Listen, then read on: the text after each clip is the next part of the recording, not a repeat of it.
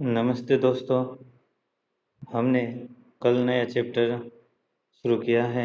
आज उसमें भाग कल हमने जीवों में पोषण और पाचन पढ़ना शुरू किया है। उसमें भी क्या पढ़ रहे हैं? मानव में पाचन। किस में पढ़ रहे हैं? केवल मानव में पाचन। ठीक है, इस टॉपिक को क्लियर करते हैं आज। देखिए,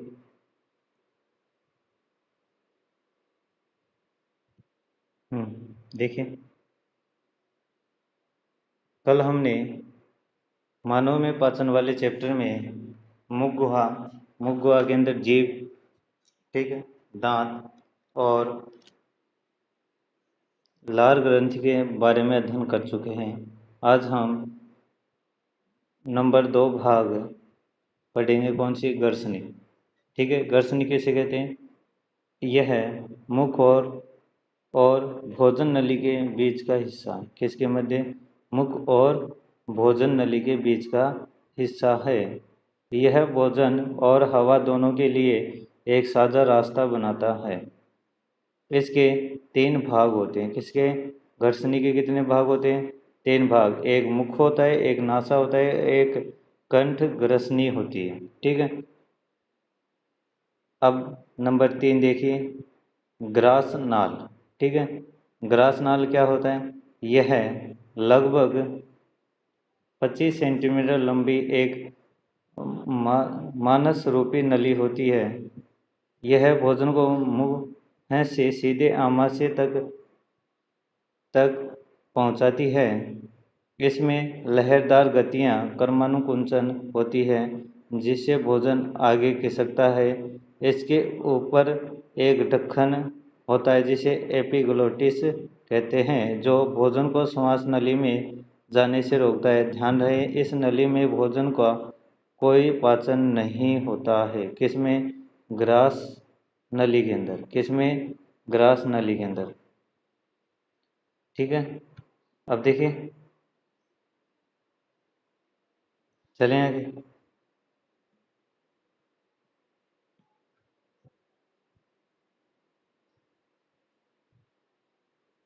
समझ में आ गया होगा। ठीक है,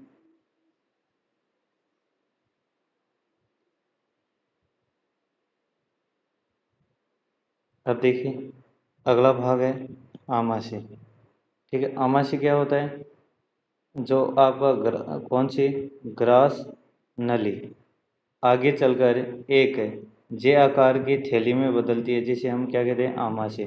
ठीक है, यह पेट के अंदर बाईं तरफ स्थित जे आकार की थैली होती है। किसकी तरफ होती है? देखो, पेट के अंदर किस तरफ? बाईं ओर। ध्यान रखना, किस तरफ पाई जाती है? बाईं ओर। यह पूरे पाचन तंत्र का सबसे बड़ा भाग होता है। क्या होता है? पाचन तंत्र का सबसे बड़ा भाग होता है। यहाँ खाया गया भोजन लगभग 4 से 5 घंटे तक रुकता है। कितने समय तक? 4 से 5 घंटे। याद रखना, 4 से 5 घंटे तक रहता है।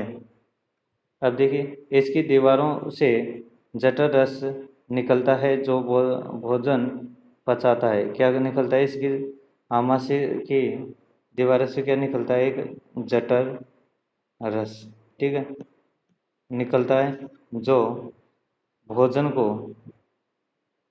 भोजन को पचाता है।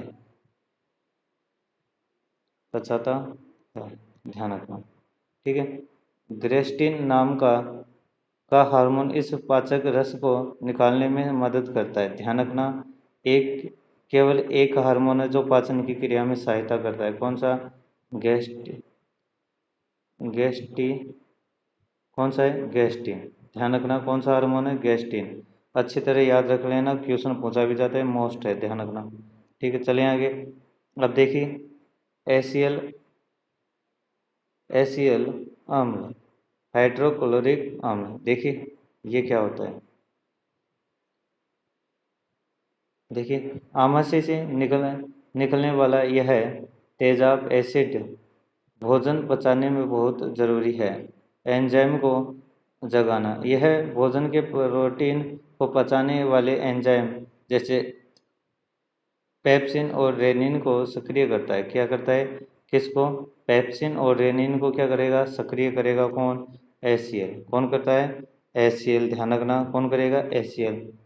कीटाणु का नाश, यह भोजन के साथ आए हानिकारक बैक्टीरिया और जीवाणु को मारता है। किसको? इसको बैक्टीरिया और जीवाणु को मारता है। भोजन को सड़ने से रोकता है। क्या करता है? भोजन को सड़ने से रोकता है। यह भोजन को यह भोजन को पेट में सड़ने से बचाता है। अम्लीय माध्यम में यह भोजन को अत्यधिक अम्लीय, ठीक है, pH मान कितना? 1.8 बनाता है, जिससे पाचन एंजाइम सही से काम करते हैं। क्या करता है? यह पेट के अंदर अम्लीयता का pH मान कितना कर देता है? 1 से 1.1 से 1.8 तक कर देता है। क्या कर देता है? अर्थात प्रबल अम्लीय हो जाता है। कैसा होगा? प्रबल अम्लीय। क्या होगा? प्रबल अम्लीय हो जाता है। ध्यान रखना। और ये क्या होता है?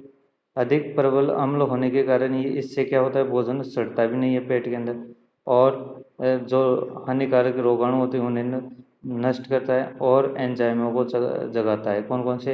एक तो ध्यान रखना, पेप्सिन। कौन सा? पेप्सिन। इसके अलावा रेनिन। ये दो हार्मोन, ठीक है, इनको जगाने का कार्य कौन करता है? HCl। अब देखिए एसिडिटी का इलाज। जब पेट में जब पेट में HCl ज़्यादा बनता है तो एसिडिटी होती है। इसे शांत करने के लिए एंटासिड काम में लेते हैं। और एंटासिड में देखिए मिल्क ऑफ मैग्नीशिया, नाम सुना हुआ? मैग्नीशियम हाइड्रोक्साइड, ठीक है, इसे क्या कहते हैं? Milk of magnesia. ये इनों में पाया जाता है जो एसिडिटी को कम करता है, अर्थात एंटासिड होता है। और एक होता है मीठा सोडा, सोडियम बाइकार्बोनेट, ये वाला। इसका भी उपयोग किस में किया जाता है? एंटासिड के रूप में किया जाता है। ध्यान रखना, ठीक है। समझ में आ गया होगा। चलें आगे।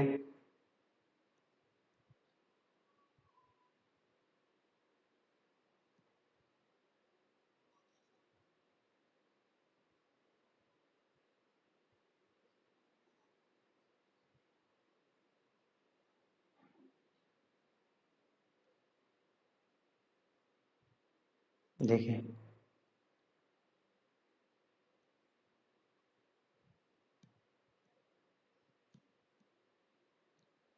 आगे, देखिए आमाशय के बाद में भोजन किस में जाता है? छोटी आंत में। किस में जाता है? छोटी आंत में। यह पाचन का सबसे महत्वपूर्ण हिस्सा है, जहाँ भोजन का अंतिम रूप से पाचन और अवशोषण होता है। क्या होता है? यहाँ पर पाचन के भी होगा और अवशोषण भी होता है। किसमें? हमारे छोटी आंत के अंदर। हमारी छोटी आंत के अंदर ये काम होगा। ध्यान रखना। क्या होगा? एक तो भोजन का अच्छे से पाचन होगा,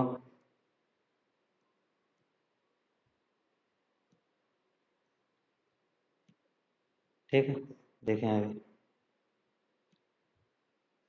लंबाई। देखिए यह लगभग 6 से 7 मीटर लंबी होती है। कितनी होती है? 6 से 7 मीटर लंबी होती है, ठीक है। सक्रिय कम चौड़ी होने के कारण इसे छोटी आंत कहा जाता है, ठीक है। इसकी लंबाई क्या है? अधिक। और इसका व्यास क्या होता है? कम होता है। इस कारण इसे क्या कहते हैं? छोटी आंत। यदि इसका ये व्यास ये अधिक हो तो ये क्या हो जाती है? हो हो जाती है बड़ी आंत। इसके लेकिन व्यास कम होने के कारण इसे क्या नाम दिया गया है? देखिए इसका व्यास क्या है? कम, इसलिए इसे क्या कहते हैं? छोटी आंत। ध्यान रखना, क्या कहते हैं? छोटी आंत। अब देखिए छोटी आंत के 3 भाग होते हैं, एक ग्रहणी, एक अगर रुक्सा रुक रुक्ष आंत्र और शुद्र आंत्र, ठीक है, शुद्र आंत्र। अब देखिए इसे अंग्रेजी में क्या कहते हैं? अंग्रेजी में याद रखना इनके नाम, ड्यूडेनम, ज्यूजेनम और एलियम, ठीक है। इसके लिए आपको एक ट्रिक बता दूं, इन तीनों को नामों को याद रखने के लिए। याद रखना, एक एक डीजी। ठीक है, क्या याद रखोगे? एक डीजी। ठीक है, एक से हीलियम याद रख लेना, डी से क्या रखोगे? ड्यूटेरियम, जे से ड्यूटेरियम। ठीक है, यह सी आकार का शुरुआती भाग है, यहाँ भोजन का सबसे ज़्यादा पाचन होता है। याद रखना से पूछा जा सकता है सबसे अधिक छोटी आंत के किस भाग में पाचन होता है, तो याद रखना किस में? ग्रहणी अर्थात ड्यूडेनम में होता है। यहाँ लीवर से पित्त रस और अग्नाशय से पाचक रस आकर मिलते हैं। ठीक है, जुजनम में देखिए यह बीच का हिस्सा होता है। शुद्रांत्र अर्थात इलियम, यह आखिरी और सबसे लंबा घुमावदार हिस्सा होता है। ठीक है, क्या होता है? सर्वाधिक लंबा घुमावदार भाग होता है। भोजन का अवशोषण, विली।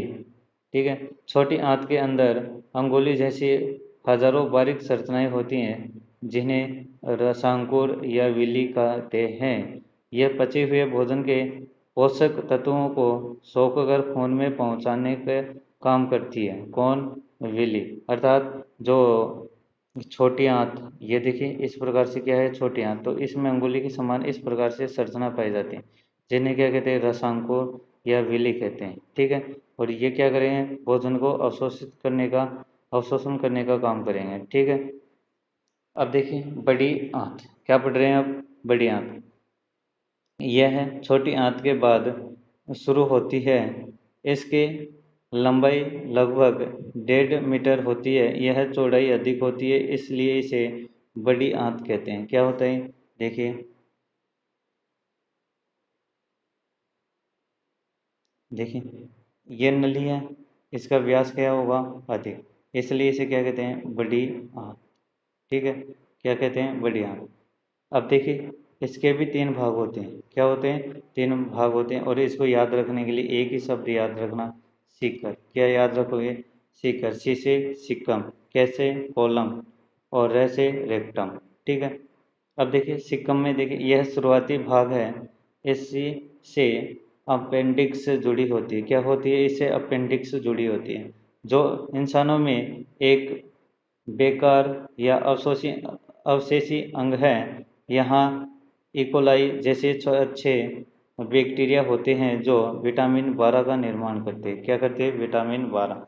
ये पूछा जा सकता है बड़ी आंत के किस भाग में विटामिन 12 के लिए इकोलाई नामक जीवाणु पाया जाता है, तो कौन से में? याद रखना किस में? सिक्कम में। किस में? सिक्कम। अब देखिए कॉलम, देखिए यह बड़ी आंत का सबसे लंबा भाग है जो ऊपर सीधे और नीचे की तरफ घुमावदार होता है। ऊपर की ओर सीधे और नीचे की ओर क्या होता है? घुमावदार। अब देखिए लास्ट, मलाशय।